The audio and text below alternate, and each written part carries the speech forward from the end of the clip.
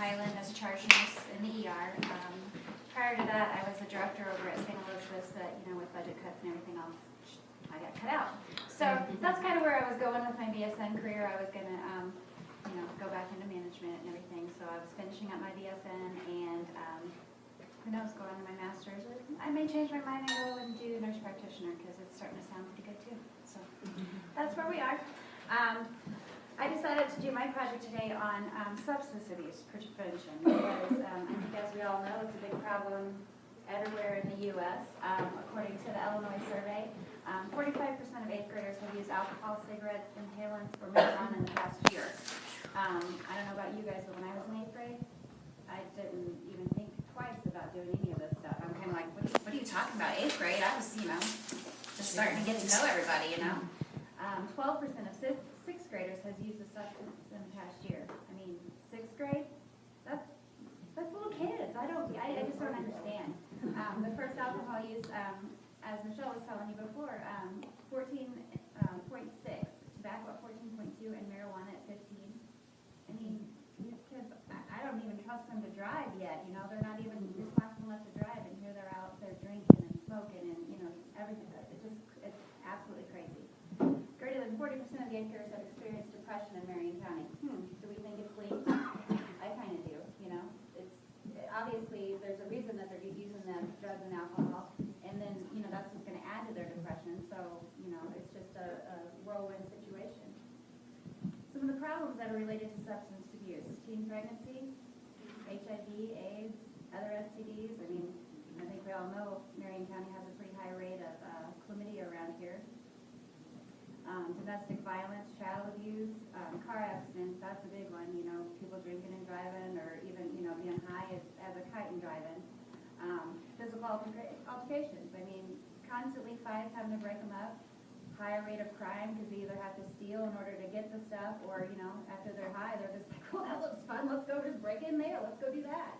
And then suicide. I think everybody knows there's a pretty high rate of suicide over here in Marion County. That's not, just Marion County, but there's a lot of youth. I don't live in Marion County, I live in Clinton County, but even we know how many young people have lost their lives over here for no reason. It's just really sad. So, as you guys thought, you remember what a priority for your I plan was substance use and abuse.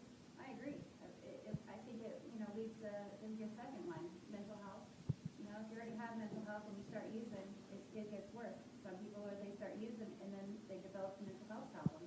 And abuse, it's probably related to the substance abuse. So you're right. Number one priority is let's get the substance abuse stopped. I think our biggest one that we need to start with is the young ones. Start with the adolescents and teens. Their brain circuitry, it's not ready for it's still growing. The brain's not fully developed until they're 24. So as they're using these drugs and they're using these alcohol and everything else, their brains is actually still forming, and the connections of the different parts of the brain, they're forming, and then those alcohol and drugs come in there and their circuitry gets messed up. So we're talking about people that are, developing into their adultness, and they're going to already be messed up if they're choosing to use drugs and alcohol. Their emotional responses. So, we are going to have a bunch of people that are coming around. They're going through the hormone changes anyway, so you never know if they're going to be laughing or crying in the next second. So you add alcohol into that, and it's messing up with it even more. So then all of a sudden it's inappropriately laughing, inappropriately crying, because their brains are messed up and they don't understand. Am I supposed to laugh? Am I supposed to cry? What's going on? I don't know. I'm a teen. And then the capacity of a person to learn will never be greater than during adolescence. So we're stirring up with the drugs and alcohol, so you're messing up with how well you can learn. I don't know. I'm an adult, going to school right now, and I'm having difficulty. I struggle through this, so I can't imagine messing up anything prior to this. And like I said, it's detrimental to the teen brain. It's interfering with the neurotransmitters, it's damaging connections with the brain. It starts reducing your ability to experience pleasure, because you have to have that drug to get high. You have to, I'm good. So then it's like, I get chocolate, I'm like, I'm good. They don't get that because that's not going to give them that high.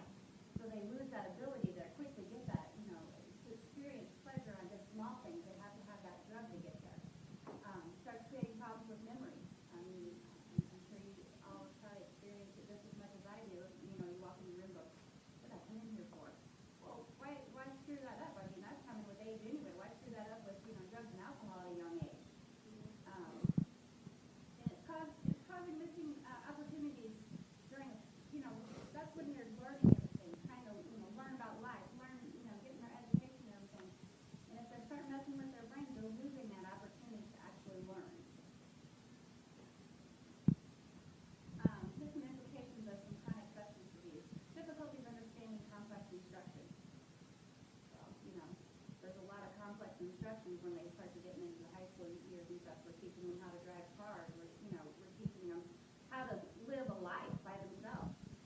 Distractibility. They're like this on their phones already anyway, so they don't need anything else to add to that. Disorganized behavior, let's get real. All teens have disorganized behavior no matter what because they're starting to become themselves, so they're all over the place anyway. So you throw in drugs in there and then it's like, all craziness. Lack of insight, physical trauma. I mean, even if it's not a car accident, how many times do you hear something stupid of they go climb up on a roof and fall off or something? Well, what the hell are they doing on the roof? Well, we thought we could fly. Really? What made you think that?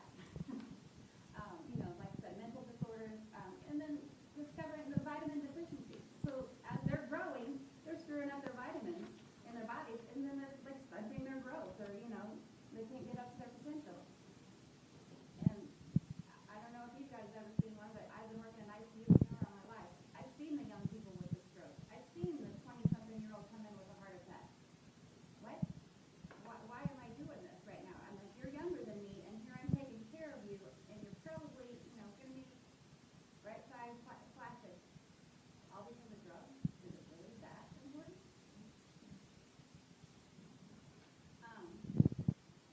Areas of the brain that drugs affect, the brain stem, it's in charge of everything to stay alive. The limbic system, social emotional responses, like I said, you never know when you're going to be right.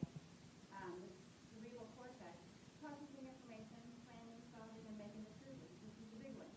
This is that one that makes them decide whether it's a good idea or not. You put a little drugs in there, and it all of a sudden becomes a good idea. Drugs are difficult. They tap into that communication system and tamper the way nerve cells normally sit and receive and process information. So, it's like, that smells good, because my brain can compensate that. You throw some drugs in there, and I don't get that connection, and I'm like, I don't know what that is, because I don't smell anything. I don't, because it's just the synapses aren't there. They're not working. And again, the overloading the reward system of your brain. You get that dopamine up so high that all of a sudden you crash down, and then nothing can get you back up. And, everybody has been rewarded before, and they get that good feeling. If you don't get that anymore, then it's kind of like, move the cliff. Top 10 reasons kids use drugs and alcohol. To combat loneliness, low self-esteem, anxiety, or depression. I know we all went through our teenage years, and we all, I hate myself, I'm ugly, I got no friends, blah, blah, blah, blah, blah, blah. It's a time of that. Alcohol and drugs are not the answer. Mentally check out of family issues or school trouble, If you're in an abusive situation at home, I gotta just get out of here. I can't stand it. Let's just pop some pills and, just forget about it all. Ease discomfort in an unfamiliar situation. Look cool. Change your reputation. Yeah, that's what the cool kids are doing. Fit into a desired group of friends. Well, that's not a desire to me. And that group of friends is the ones that we need to get them away from. What we need to look out for. Disorderly physical environment. Failed disciplined parenting. That's a big one. Your parents might be out there saying, no, don't do drugs, don't do drugs, don't do drugs. They get caught. I said no. Off they go. No, there has to be something. If you get caught, it's this. And stick to it. Actually have a discipline behind it. Lack of affection and nurturing. You got your new babies out there, you kiss all over them, and they get older, and then it's like, okay, run the home. No, they still need that love and affection, They don't want it, they're pushing you off, but at the same time, deep down, they do want it. You notice that their grades are starting to fail for no other reason. No desire for the future, How many of them, planning their, when I get married, when I go, I'm going to be this, I'm going to be this, I'm going to be this. All of a sudden, that kind of stuff stops, and it's like, well, what are you going to be when you get out of high school? Well, if you have a future coming up, what's going to happen? Acting out in class, those real loud mouths, troubled friends, your son or daughter brings their kids home, you look at them and think, I don't know about all this. Use of drugs is perceived as okay by family and peers. This is, again, like Michelle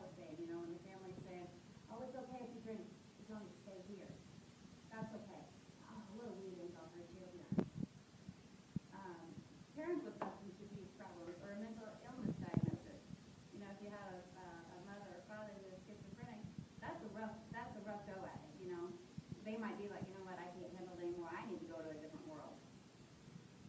Being different. As everybody's talking about the lesbians, gays, and all those. They're thinking that already when they're in their teen years. Like, how come I'm more attractive than her? And what's going on with me? I'm different. So then they turn to drugs because they're different. Poor social coping skills. I think this goes right back to parenting. If they're not taught how to be socially acceptable, they don't understand how to do that. Well, let me just leave to this because then I can do whatever I want. I don't care. The goal is by 2021 increase the proportion of adolescents never using substances by 20%. How's this going to happen in Marion County? Just going to wave our magic wand and it happens? What we need to do is get some strong, get strong family bonds, parental engagement in child's life. That's a big one. I've always been very involved with my kids' schools and stuff, and it's like when I go in for the classroom stuff, I'm like, there's the same 4 parents there all the time. All these other, I'm like, I don't even know who her mom is. Most of them, it's just like I see a kid and I'm like, oh yeah, I know their mom. They went to that one, field trip with us or something.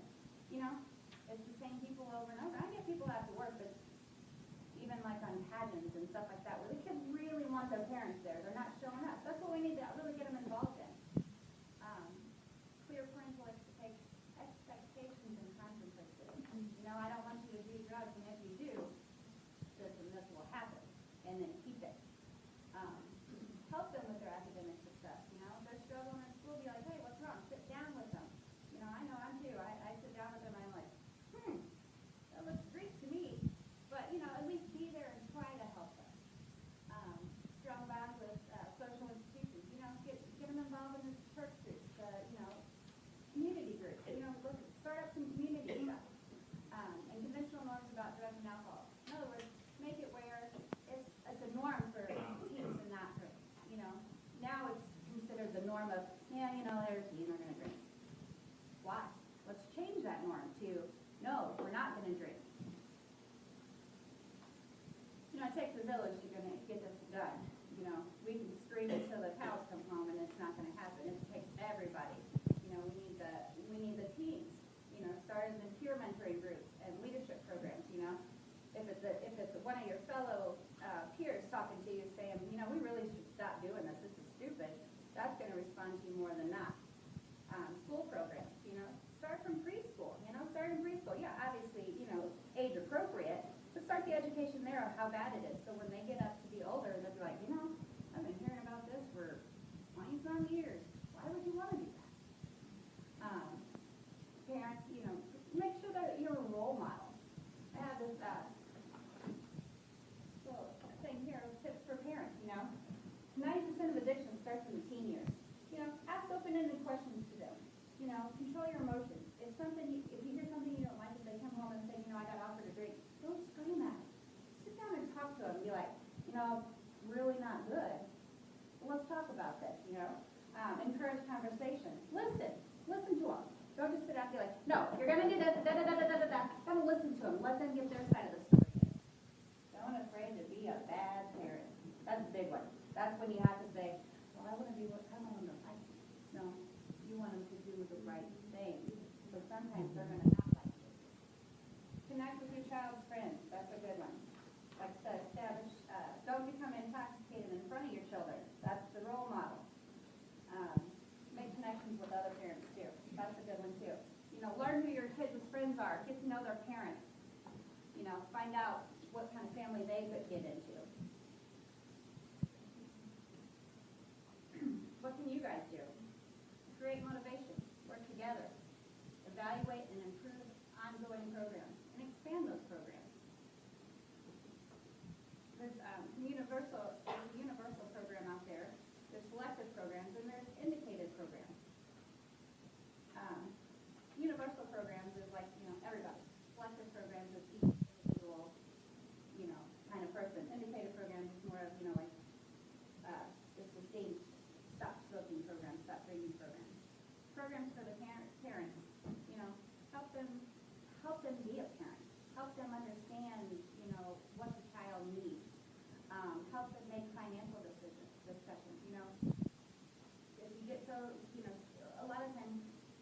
is so broke and so far, you just, what do? You turn to drugs and alcohol.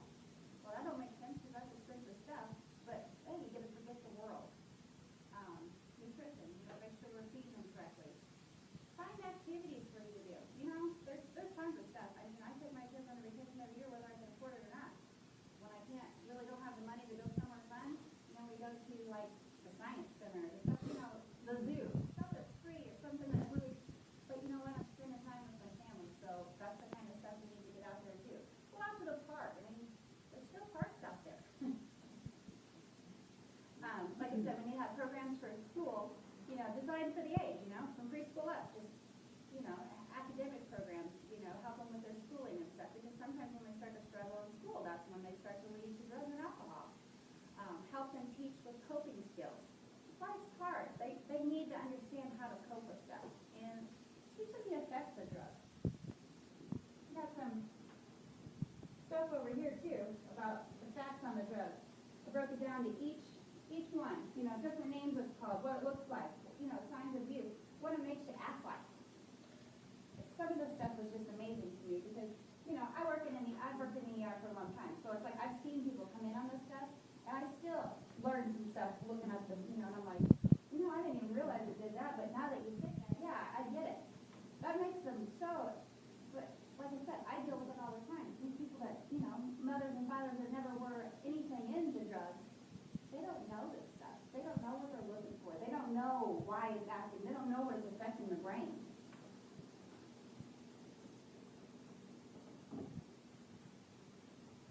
The programs for the community, they need to have a consistent message to everyone. It's not just me saying, no, let's not do this. No, everybody's saying, no, let's not do this because of da-da-da-da-da-da. And if everybody's saying the same thing, well, it's mass media, everybody's saying the same thing, well, it must be true because, just because it's all on Facebook, it's true, right? And get all of the community involved. It's like if you hear the same message to everybody you run into out in the streets and stuff, guess what? It has to be, it's going to kick in their brains and make them stop. Again, the school program, promoting alternative thinking strategies. Give them good ways to say no. Everybody's always talking about just say no, just say no, just say no, just say no. Give them other things, other ways to think about things, why to say no. Guide the good choices. Give them life skills training. There's something new. Give them focus on how to live after high school, how to live after college. Get them focused on something like that. You got to focus on families. Let's go back to the way it used to be where, newspapers, you come home, everybody's, oh, another study. We haven't seen that in a long time. Intervene early. Like I said, make sure we have that self-control, not screaming and hollering, talking.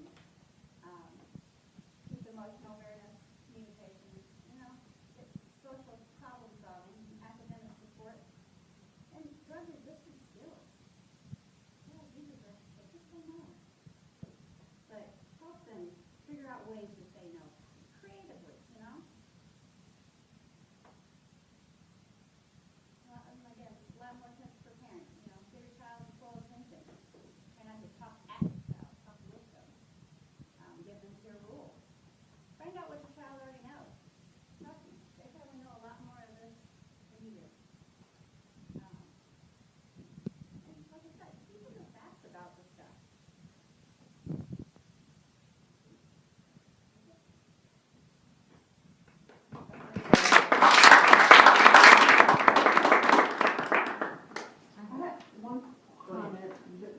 Remember public service announcements on TV? Mm-hmm. You hardly see those anymore. Right, exactly.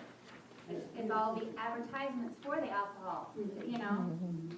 I mean, but, it can be, in 60 seconds, you can get a lot of information like, this is what happened to your brain. Yeah. I still remember back when I was young with this is your brain on drugs or the crack daddy. Yeah. And it's just like, like I said, I still remember that to this day. And it's like stuff like that. It's like, this is what it's doing to your brain.